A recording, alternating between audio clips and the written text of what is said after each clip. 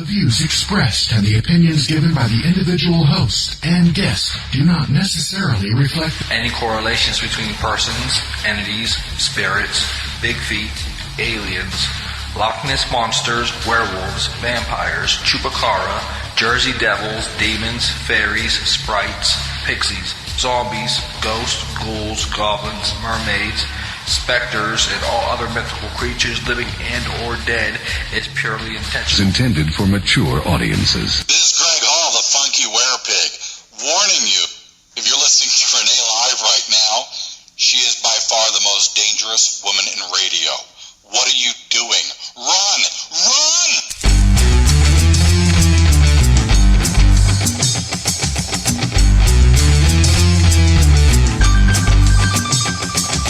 Hello, strangers. Hello, friends.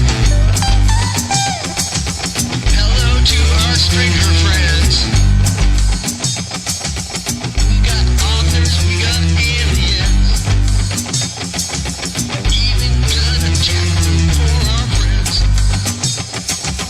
We got Gab, we got Ghost, we got the hostess with the most, Renee. Take it away.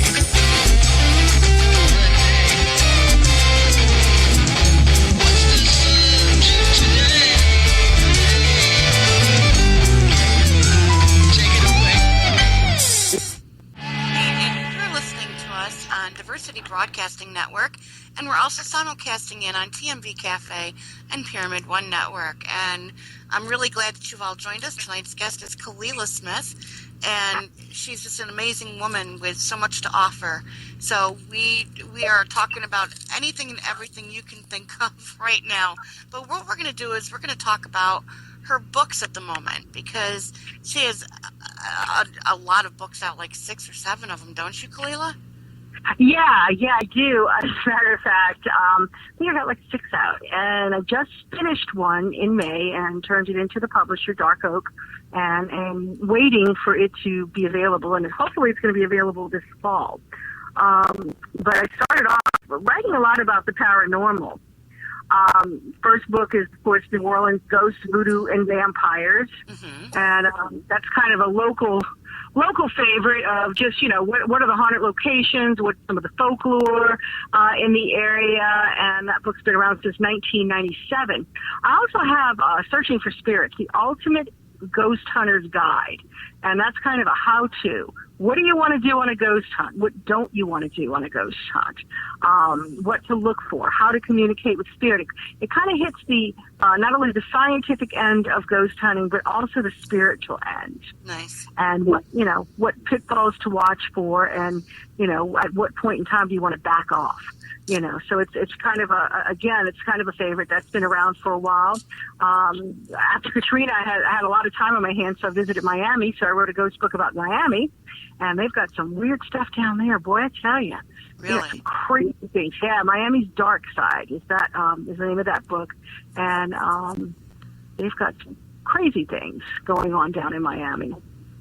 And I'm also in 3 of the Southern Haunt anthologies, doing a little horror fiction writing, not only writing about real ghosts, but actually writing about the supernatural fiction. Nice. And all based on true stories from the South, from different areas of the South, but it's all fiction. So that was a lot of fun.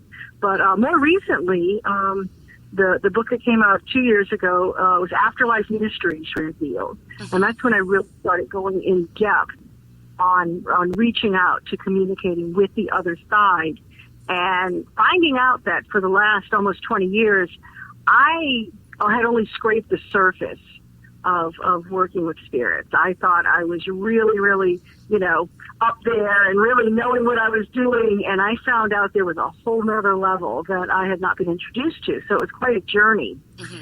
And just recently, I finished one called Seance Experiments, and this one's kind of different. This one is actual experiments that we conducted in a seance room with other mediums, and it just takes it all to a whole different level. Nice. Now, you do that often, right? You do the seances often. Well, we do the seances as needed. I mean, we do the seances when people want to book a seance. Let's put it that way. Right. We're not just doing them every week but we do sit in circles. I mean, if you're going to be a medium, if you're going to, get into that sort of thing, you have to sit with spirit.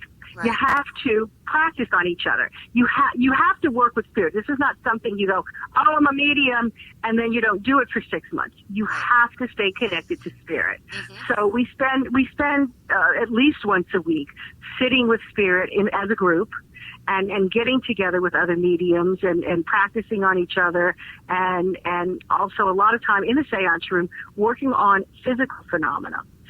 One of the mediums I work with actually channels. And, some of this, I myself, I've had some interesting deep trance experiences, but this girl actually channels and spirit steps into her and speaks. So I've actually had some wonderful experiences having conversations with my daughter through this medium. Nice. Yeah, Nice. yeah. So this book is kind of a journey of like a year's worth of myself and Sid Patrick working with other mediums. We traveled to Wales, we traveled to England, and we just have a whole collage of different experiences and different experiments that we did with spirit. Nice. And I don't know if anybody's familiar with there's a little documentary out, a British documentary called Skull Experiment, and that's mediums did some experiences on video with spirit. And we just take it all to a higher level. And that's what it's all about, is raising the vibration. And we have some interference tonight. Are you feeling that? Oh, yeah, I keep hearing it. I don't know, Yes. I don't, that right there, yeah, I keep hearing, somebody now, because I don't know if that's myself. I don't know if it's myself getting feedback or if that's somebody else. I think it sounds like me getting feedback. It's possible. I think I'm hearing my own echo. It's interesting. But I did hear a few things that was not my own echo. Yeah. I'm like picking up, and my cats are like attention right now. And when they're at attention, that usually means a visitor is nearby. Yeah. It's interesting. Well, if somebody's going to come visit, it's going to be when you're on the phone with me. I mean, I know. It's crazy. I have to laugh because when you talk about channeling and stuff, and every now and then they'll catch me off guard.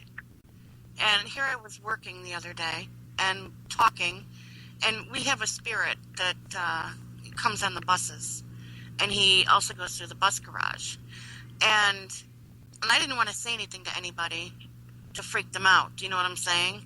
But he obviously worked at the garage and everything else. You could tell he had the uniform on and everything. I got the description of him, and you catch him peeking over the seats, and I'll turn around and I'll look at him and I'll wink, and he'll wink at me. I mean, it's like, like, I see you, I know you're there, and then I said, telepath, I'm like, what's your name? And he's like, I'm Smitty. I'm like, So everybody at work was setting up these different, they wanted to do the gallery event, right? And we're talking about it, and I said, I got to ask you, I said, was there a guy by the name of Smitty that used to work here? And they're like, we have no clue. Well, sure enough, they asked a couple of the retired workers, and yes, 30 years ago there was. Wow. And he was a mechanic, and he was also a bus driver, and his name was Smitty, and he died like 10 years ago, and I described him to a T, and when I got back from my bus run, I looked, and there's a paper in my mailbox, and I pulled it out, and it was his obituary. Wow. And I was like, look at that. And lo and behold, it was my girlfriend's father.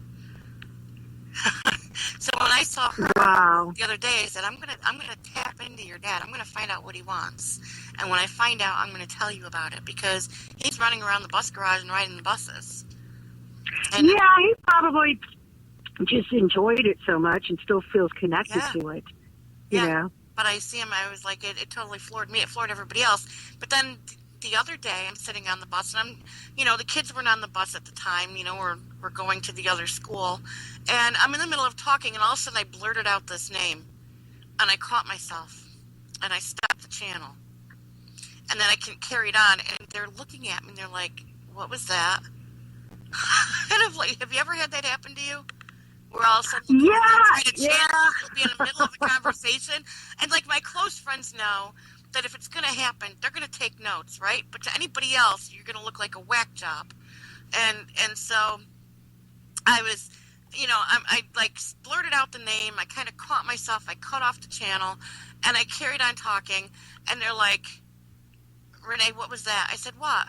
They go, you just said a name. I said, oh, yeah. I said, I don't know.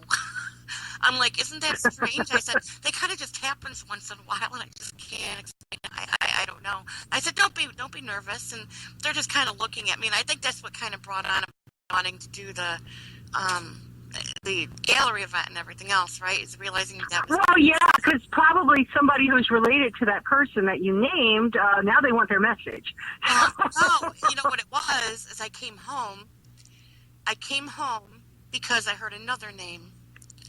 And I came home, and I called my girlfriend in California. And I said, this is a long shot, but they said your name, and they also said this name. She goes, well, that's my niece. Wow. And I said, okay, well, here's the message for you. I said, and whoever the spirit is naughty, because they tried channeling me while I was working. And we don't do that because it makes Renee look like a fool. I said, I'll take that up with them later, but here's the message. And sure enough, it was spot on. But wow, I get, well, that's great. That's great to get validation like that. But it is, validation. But I hate when they come in and they do those sneak attack channels. Yeah, well, you never know when, and that's why it's kind of good to fine tune yourself so you can turn it on and off. Right. Kind of train spirit to go. Okay, when I do this, then you can come in. Otherwise, stay away. Turn it off. Well, this was actually very important. And they had to get my attention, I understand that, but don't channel me when I'm at work. Wait until, or don't try it when I'm driving. Don't, if I'm in a large group of people, don't start channeling me. I set down the rules, but this was a different spirit. You see, this wasn't one of my typical ones. And it was important. It actually was a very important message. It was, actually kind of almost like an emergency. And I can understand that, but,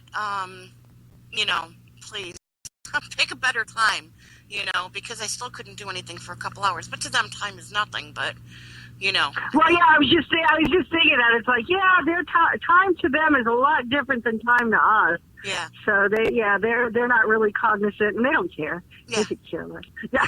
I know. No, I do try a seance sometime. I would like to experience that.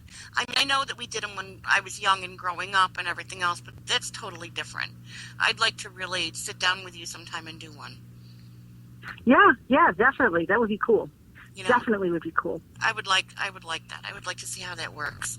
But now, just to explain to everybody, you had a daughter named Stephanie, and one of your books is based on this, Farewell, My Forever Child. And yeah, that one was one that I self-published that. Didn't really fit the genre for, the publishing, but that was actually a tribute to Stephanie. Mm-hmm. I wrote this book before I wrote Afterlife Mystery, and basically it was my journey through the grief process of losing her. A lot of people don't realize the kind of grief that arrives when you lose someone like Stephanie, something essential needed.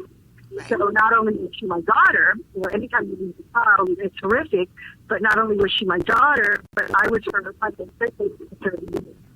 So we were never separate. She never grew up with me. She was always very much the most significant person in my life. We had to take care of her. So it was very difficult. It was very difficult on many levels. And without warning. So that was basically Farewell, My Forever Child was my tribute to her and working my way through the long losing process of losing her. Because for a moment I thought I was losing my mom. I really did. Okay, I just heard a mom come over Did you really? I just heard her. I don't know. Everybody in the chat room. Can you verify that? I don't know, Mark, if you... I didn't hear it. I just heard Mom voice over right over you. Yes. Mom? It's Mom. Yeah, could you stop, Mom? Yeah, she gets... Yeah, she's been very active time lately. You were talking about it, and I do feel it's her, because the whole time you were talking about this book, you were garbled. Yeah. I know. That was weird. That was very weird. Hi, Stephanie. Steph, are you here? She's been around. You know what? She has been around, and she, like I said, she's been coming through people who are not mediums. It's really kind of weird. In the chat room. Yes, they heard it. They heard it. All right. Okay. You know what? If I'm not mistaken, did we not hear something similar to this when I was on the radio with you before? I believe so. Yes. It was. Yeah. Yep. Yeah, I think she made her presence known then too. Yes. Awesome. Hey, Steph. Mommy misses you. This is awesome. Chat away, Stephanie. Chat away, darling. Yeah, she's been, and it's all about validation. You know, being able to validate. And that's one of the things, for instance, in the physical seance room, if one person experiences something, it doesn't count. But if everybody in the room agrees that something happened, then it's validated. And that's the way we do things to validate that kind of stuff. But what's interesting is that, she recently, and 2 days ago, came through a lady that is not a medium, a lady who does meditate, and she's very spiritual, but she's not a medium.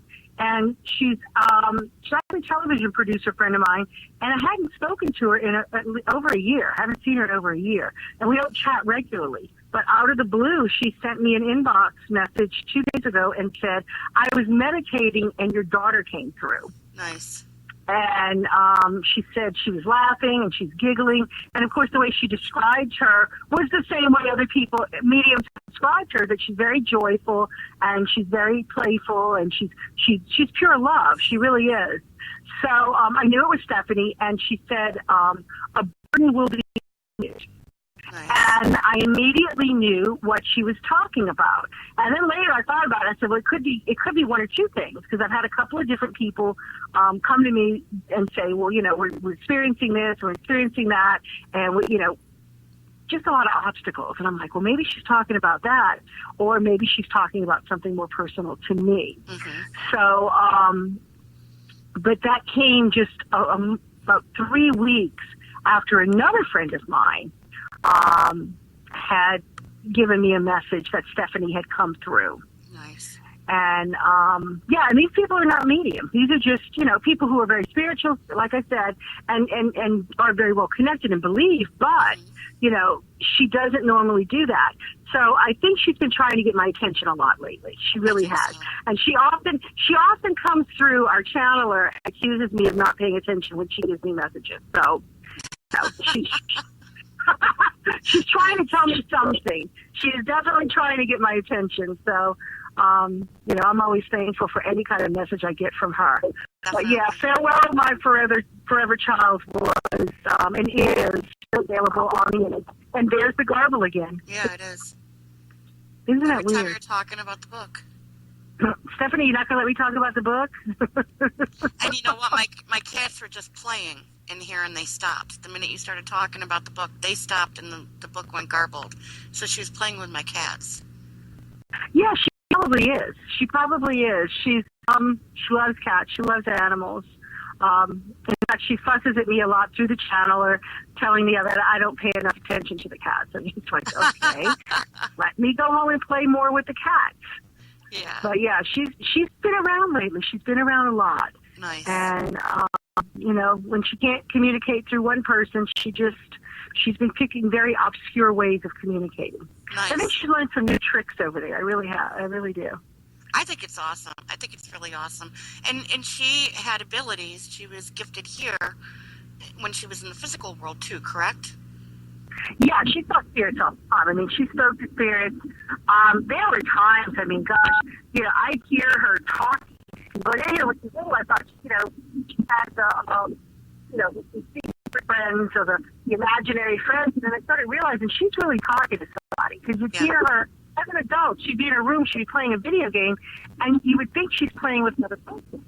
And I'd go up, and as soon as my hand would hit that doorknob and start to turn it, a few times I hear her say, "Be quiet, my mom's coming."